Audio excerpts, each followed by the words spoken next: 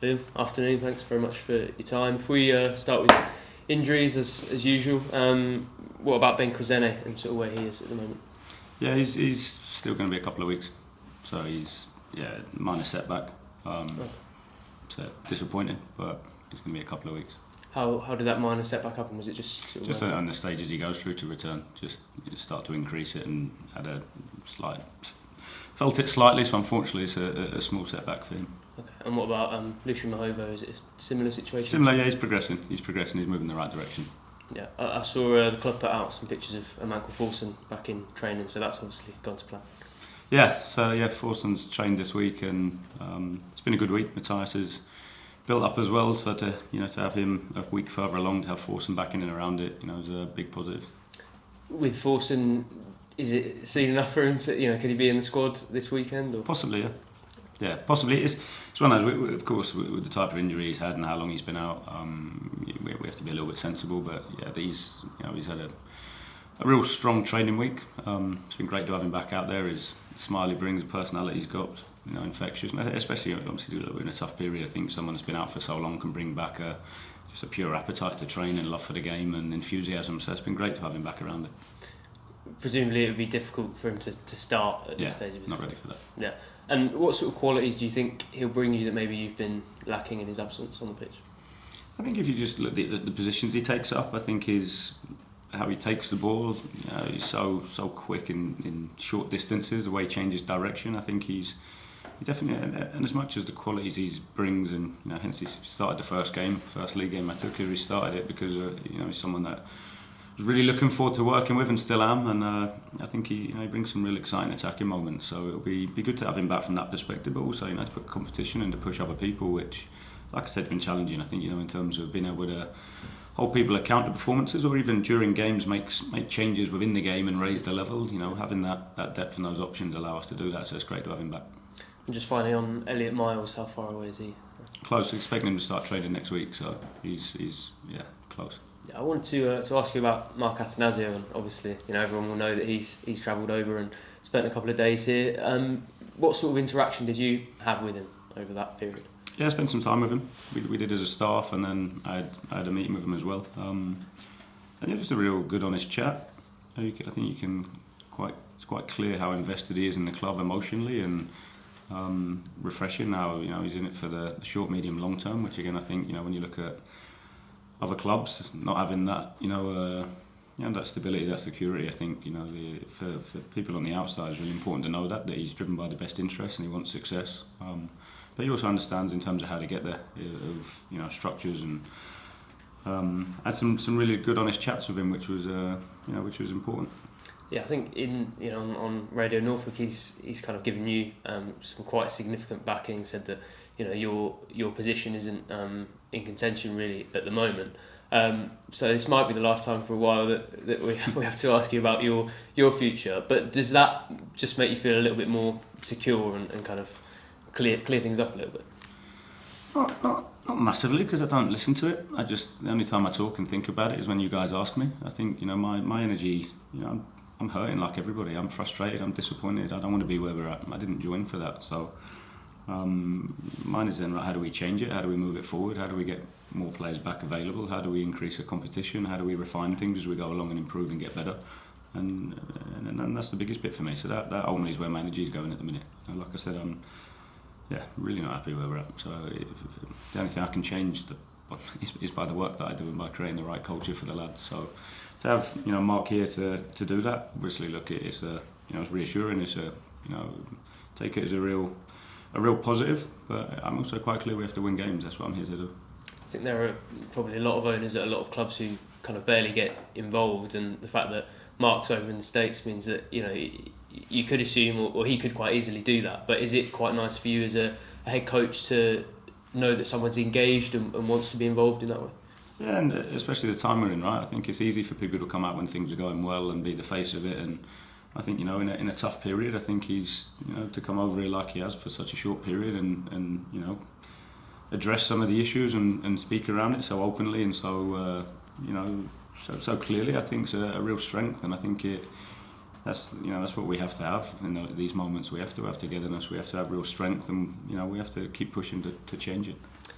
He was quite clear that he didn't want to intervene in your team selection, but he did reference Shane Duffy and kind of a conversation that you'd had about him and the fact that he kind of asked you why he wasn't involved. So I just wondered if you could shed any light on that. No, I had a real chat. And I'm always conscious, right? I think when you're in a tough period and you want to come out and be completely honest, I think you can sometimes be seen as you're making excuses. This is why, but it's not going right. There'll be some clear factors to it. I think one thing I spoke around a lot is taking responsibility, and I think with leaders with more experienced players, they tend to do it. So again, it's just a conversation that we had regarding players within the group, and I spoke after the Swansea game around Kenny, right, in terms of, for me, probably the best player on the pitch that day, because he was willing to step up and take responsibility and try and change things, and we need more of that. We need more people that are willing to take that responsibility and step up and lead in high pressure moments. And Shane's been there and done that in his career before. He's extremely vocal, which again I think is something that we need as a group, and we'll have to see. Does it add any pressure to you to sort of make that selection when ultimately your boss is kind of talking about? No? Put it out there now, I've never been anywhere and I won't work anywhere where a team gets picked for me. I think that's hugely important. I understand there's certain nuances around it and certain political things, but for me, I couldn't work anywhere. I have to sleep at night and I have to look at myself knowing that if it goes right, it's on me, and if it goes wrong, it's on me in terms of squad selection, team selection on a match day. So I think it's one of those for me. I'll be picking the team I want tomorrow. Yes, that's fair enough. Obviously, it's Hull tomorrow, so what do you make of it? I know what I'm expecting. tough game. It's certain things in the Championship defy everything else in football, I think, in terms of when you look at certain trends and habits and bits. But they're well organised. They're tough. They're direct. They attack quickly with quality as well. So they're. You look at where they were at, a year ago to where they're at now and the progress they've made. I think it is. They're a tough side to play against. So we have to make sure that we're ready. They're on a good run of form, but we have to come out and fight tomorrow. We have to show that real passion, that urgency, that desire, that bravery, that aggression. They're where we're at in the minute when you're in a scrap and a fight and your back's against the wall. That's how you get out of it for me. So all our energy has to go into us and making sure that we make it the hardest game possible for Hull. I think they've done quite well away from home, and if probably you look at those kind of characteristics you spoke about in terms of counter-attacking, defending solidly, obviously with the struggles you've had at home, is that worrying at all, given obviously they're visiting you tomorrow? I know it's a new game, new opportunity. I think we have to be clear in terms of it. I think it's probably a trend across the league at the minute. The teams that have more possession have found it probably a little bit more difficult, I think, in terms of, probably Coventry. I think the rest of the teams, it tends to be the teams with less possession that are doing quite well. So we know they're dangerous on the counter. We know they carry that threat. So it comes down to us being tough mentally to stay focused and not give them anything, and make sure that we go and dictate, and we're smart. We have to manage the game and be smart in those moments. Given that kind of possession theme, obviously you've spoken quite a lot about the fact you want your team to be proactive, and I think with what Norwich fans want, there is always going to be that pressure to play a kind of positive, proactive style of football. But when you look at that trend, is there any temptation for you just to change it and almost go along with that, because it might give you a better chance? We're talking after 12 games. I think if you probably go across 46, it'll probably work out a little bit different. I think football goes in cycles. None of us are going to reinvent anything that's probably not been seen or done before. So again, I think most games you have to be clear in each areas of the game what it looks like and what you're doing. We've had loads of the ball in the last 5 games, and there's been moments in games where we've created good opportunities. There's been moments where we've been maybe a little passive with the ball. There's been moments where we've given things to the opposition too easily, and they're the bits. Is how in those high pressure situations, how do you take care of the real simple things? How do you make sure that your basics are at a high enough level? How do you make sure when you've got the ball that you're brave enough and don't become passive, that you ask questions by progressing it, by playing in behind, by looking to cross things into the box, by taking people on. It's making sure that you don't get lulled into that. They're sitting off, we've got it, and we keep switching it in front of them. You have to keep being brave and asking questions with the ball by being brave and playing forward. You've spoken quite a lot about how desperate you are to get a first win at Carrow Road, with kind of everything with Mark coming over, with the clarity that's provided on your future, and with a full week to kind of lead up. Does it feel like this is quite a big opportunity to start turning things around? Yeah, I think so. I think it is. We don't want to keep waiting. I think that's the key bit. That's the key bit to the lads for tomorrow. Is we are where we are. The only thing that's going to change that is us. We haven't performed to the level I'd like or got the results definitely that I want at home. So tomorrow's another opportunity, and that's the biggest bit. We don't want to keep saying this. It comes down to actions, and the second that the whistle starts tomorrow, it's on actions. We have to go and grab it and not be fearful of anything. Go and leave everything out there. I think there's been quite a lot of talk about kind of protest at tomorrow's game, and fans maybe showing their frustration in different ways. So I wondered what your message would be to them if they were, thinking about taking part in that. Well, I think first and foremost, I get the emotion.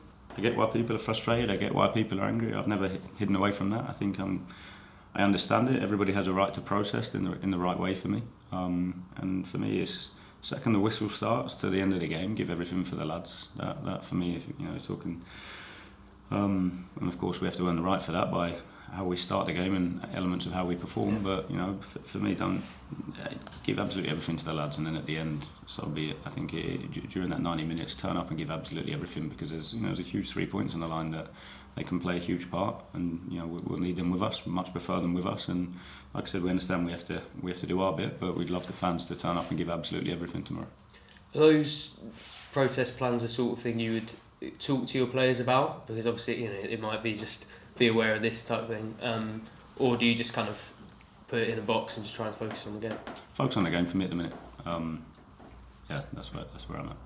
Yeah, I mentioned earlier you've got a kind of full week for the first time in a while to prepare the players, no international break or anything. So has that been nice for you, or would you have preferred another chance to turn things around in another game? No, the training week's been good, to be fair. I think it's been good to, especially like we said around Forson and Matthias, being able to get them back and get some sessions with a group to strip it right back to basics around duels, around me v you, how do I make sure I come out on top. I think that type of work. I think in terms of revisiting some tactical pieces, and I think it's been a real strong training week. Like I say, most weeks the lads have trained well. The challenge is now, how do you transfer it into a game? Yeah, I just wanted to finish by asking you about a couple of individuals. One of them is Harry Darling, because it feels like obviously he started the season really well. Do you think you've seen a slight decline from him in his performances? It's a tough one. I think he came in, he was exceptional when he started. He'll be quite honest himself, I think, in terms of he's not quite sustained that level, which is difficult. And it's the collective, right? I think when you're on a bad run, it's difficult for everybody to sustain a level, and that's why I think sometimes you can take on so much responsibility. And I know Harry's desperate to do that you actually neglect what you need to do individually a little bit, and that's kind of been the key message to a few of the lads, that concentrate on you, get you right first, and then try and affect the people around you. So Harry will, I've got no issues in terms of Harry. He'll be fine. Yeah, you mentioned that you need people to kind of stay at their level even when results are going badly. Does that kind of feed into the sort of leaders, experience element of it, because you want players who've maybe been here before and are able to carry it through, rather than almost going with the negative momentum? Yeah, definitely that's what I think what crying out for in elements of that, of people playing the game for other people, but almost putting people in slots, keeping people focused, making sure people to, you see how Kenny play. Kenny forces people to take responsibility. They can't hide because he gives them the ball and he tells them what to do. Yeah. And that I think it is, you need a few of those to be able to to drive people, to keep people switched on. And that's the challenge of the Championship football, when it's so intense. There's so many transitional moments. There's so many challenges that come with it. It's making sure that everybody's quite clear, and the more voices we have, the more people talking on the pitch. That's the bit ultimately the lads is really, really difficult for them to hear me during the game. So it's it's that conversation that you need on the pitch, and for me, leaders and characters and personalities need to step up, and that's what being a team is. Yeah, just finally, I thought I'd ask about Kellen Fisher, because it's probably the longest in a while that he's been without injury, not in the team, not sitting on the bench. So how is he taking that? And not happy. I'm sure if you ask him, like any player should be. I think anyone not in the team should be annoyed, frustrated, disappointed, and then it's how do you respond to that? And again, I think that's the challenge, is when you do get opportunity, whether it be every day in training or whether it be in games, to grab it. And that's the message to everybody. Is we can talk around wanting certain things, but you have to deliver, and I think that's the industry that the lads are in and that I'm in. What is it you want to see more of from Kellen on the pitch to tempt you into starting? I think it's obviously when you look at it, I always think with some of the younger ones, the second season tends to be a little bit harder. You've had a taste of it, you've kind of got an expectation, you then come back in the second season and it's more of the norm rather than that. The freshness, the buzz, the excitement, you've overachieved expectation by playing. It's the reality now, and when you look at it, having good competition, I think Stacey's performed to a strong level. So he's competing against someone that's played in the Premier League. It's a real good challenge, and I think for Kell, it's not going and chasing the wow moments, but getting back to what he's really, really good at. In terms of simple things in possession, ball progression. The aggression that I saw him execute last season. I think we're crying out for elements of that. So I think it's doing that from a real controlled, focused place. Thanks, Liam. Thank you.